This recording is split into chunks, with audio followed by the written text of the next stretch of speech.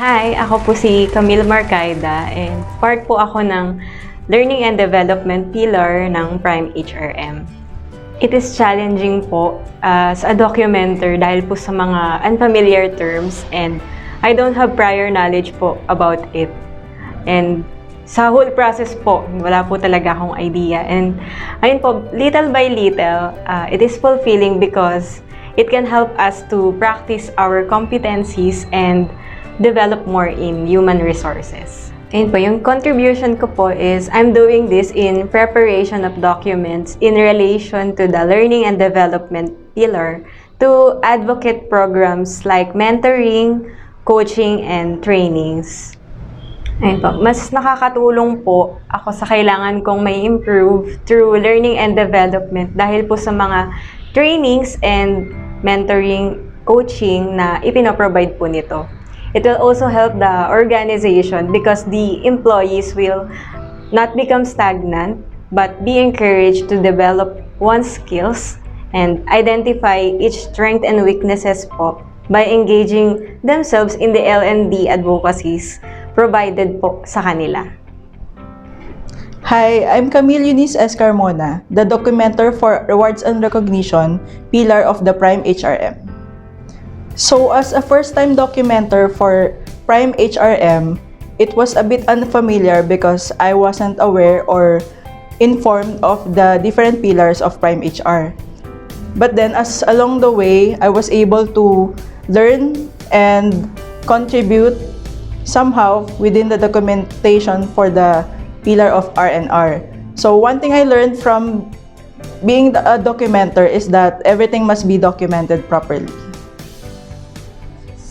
So what we are doing to support the Prime HRM team is to promote the appreciation for outstanding work which an employee is rewarded through monetary and non-monetary rewards. Para po sa akin, mas na-encourage ako and na-motivate na mas improve ko pa yung sarili ko para mas makapag-perform ako ng maayos. And then, sa pagdating naman po sa organization, nakikita ko yung Prime HRM, particularly sa R&R, na magiging big factor siya para ma-motivate ang aming mga kasamahan para mas maging efficient sila, mas mapabuti pa nila ang kanilang trabaho.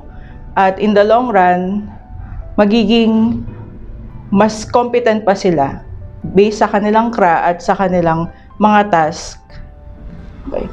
In addition, sa paggamit natin nitong Prime HRM, mas makakapag-provide tayo ng mas maayos na serbisyo at mas mapapabilis ang mga deliverables natin bilang isang empleyado ng gobyerno. Hi, I'm Genevieve Gabute. I'm part of the performance management pillar of Prime HRM.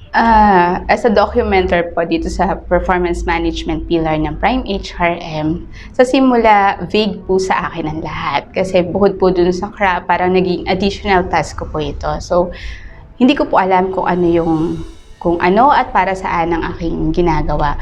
But as I immerse myself in the process, natutunan ko po na napakahalaga ng mga monitoring tool, ng mga evaluation tools, ng mga coaching and mentoring na ginagawa po ng ating mga superiors. And then yung peer coaching din po ay napakahalaga para sa performance ng bawat isang empleyado.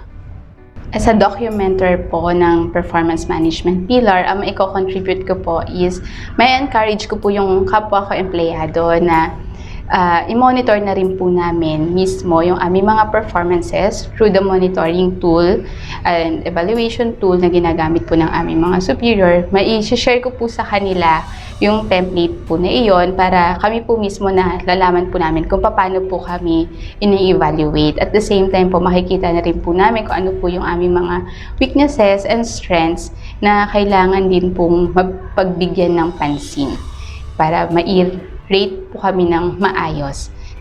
Ayun. And kailangan po, lahat po ng aming mga task ay documented.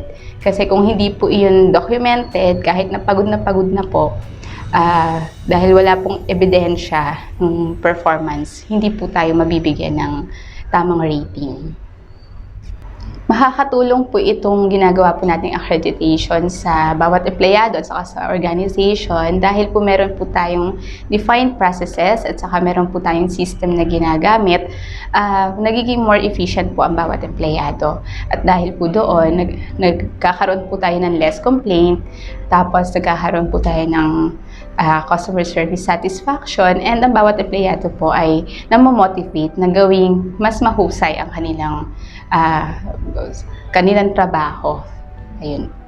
Magandang araw po. I'm Janice De Guzman, part of the Recruitment, Selection, and Placement Pillar of the Prime HRM. As a documenter of the RSP, it requires great effort po. Despite of it, lalo kong natutunan na mas maging mag-multitask and how to manage my time effectively. Ang maiko-contribute ko sa Prime HRM team at lalo na sa aking kapwa empleyado ay ma-promote ang equal opportunity to rise from the rank because of transparency.